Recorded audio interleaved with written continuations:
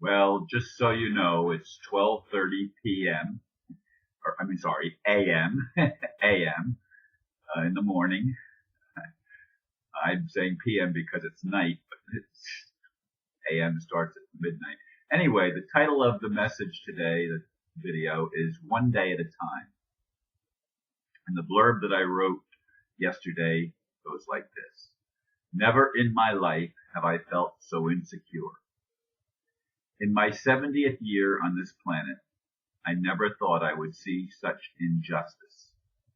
I never thought I would see the country I was once proud of, because of my own ignorance and lack of awareness, become so oppressive. As I've said, even the constitutional sheriff, Ivey, surprised me by allowing his deputies to participate in what happened on Friday. Yes, it was a setup with overwhelming intimidation. They were afraid that if they gave me time, I would have had more support from my friends. Maybe so. I lost my place. As it is now, I have no plan for the future. I don't even know how to find many of my own belongings, since they were packed and went into storage with no box labeling. That would help me find things quickly. Everything is stored in unmarked boxes. I hope God comes through, not just for me, but for humanity. Will he, she abandon creation once again, allowing the worst elements existing anywhere to run roughshod over an awakening population? Some don't like it that I put the responsibility on God, but I've always seen the Creator as personal. I even thought I had an intimate relationship. Now, I'm not so sure, as I am forced to take one day at a time. Of course, some would say, Ron, we only ever have one moment at a time and one day at a time. That's all there ever is, just one moment at a time. And when you learn to live one moment at a time, you won't have the anxiety that you have. I mean, some people, that's what they teach. That's what they propagate. I think that's pretty much a Buddhist principle. You don't attach to anything. Everything is in perfect divine order. I mean, I've heard that these kind of sermons and ideas propagated, and I probably even propagated them myself. But I don't believe it. I don't believe that it's possible to live a human life that way, with no attachment to anything. How do you not attach to things? I mean, I don't know how, and I don't even want to know how. I don't want to live like that. Ever. Anywhere, at any time. Not ever. And yes, one day at a time. That's all I have right now. I not only am in a home that's not mine, there's no electrical outlets in the bathrooms, and I haven't shaved since I've been here. I haven't trimmed my beard. I haven't brushed my teeth because I have an electric toothbrush, and there's no place to plug it in. I don't even like to admit those kind of things, but that's the truth. That's the reality that I have to face, that I live with. I don't know how my son could live in a house this long and not have electrical outlets in his bathrooms. But that's the way it is. Anyway, life is not right now for me exciting.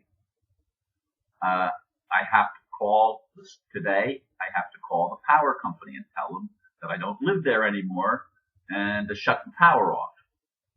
I have to tell the telephone company the same thing. I don't have that telephone number anymore. It won't ever ring there again, as far as I know. Now, my attorney friend, her daughter tells me that she's going to try to get my house back for me, and money besides, and encourages me to sell it quickly. Well, I would like to sell it quickly. I'd like to sell it for a fair price. To have it stolen for $100 is absurd and obscene. And again, I blocked somebody that uses, what's her name?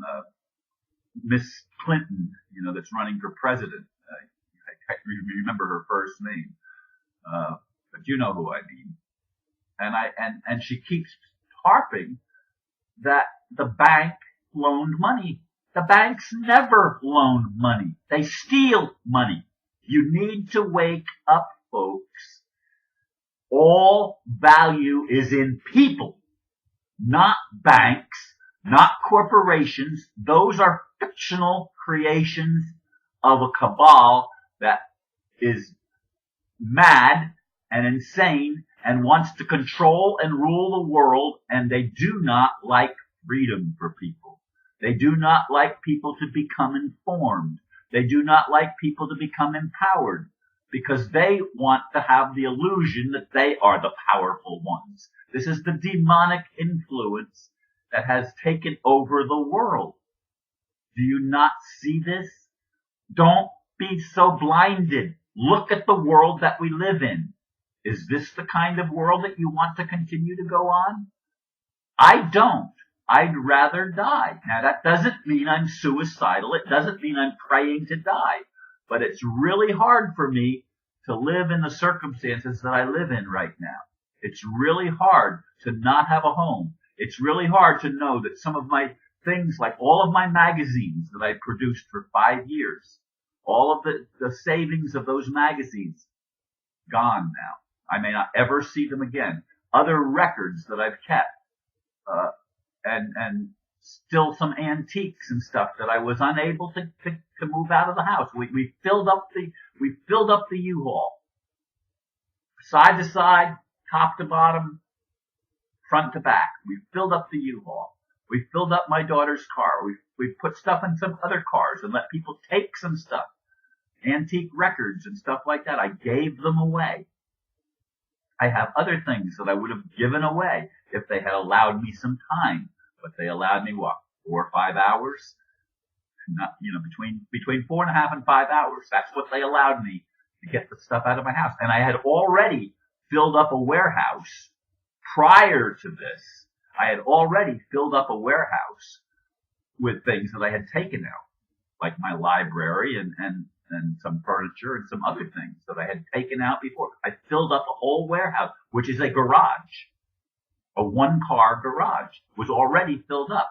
I had to rent another 1-car garage to put the other stuff in. So now I have 2 1-car garages, and I had to move everything out of the one into the second one because they're now together. They're together. They're 2 garages next to each other, right next to each other. And before that's I couldn't get them right next to each other. There was nothing on either side of the one that I had that's open. So I had to take and move everything. So these are the things that I've been going through. These are the stresses. And it's why I can't sleep. Thank God last night, the previous night, I was able to sleep. And I'm really grateful for that.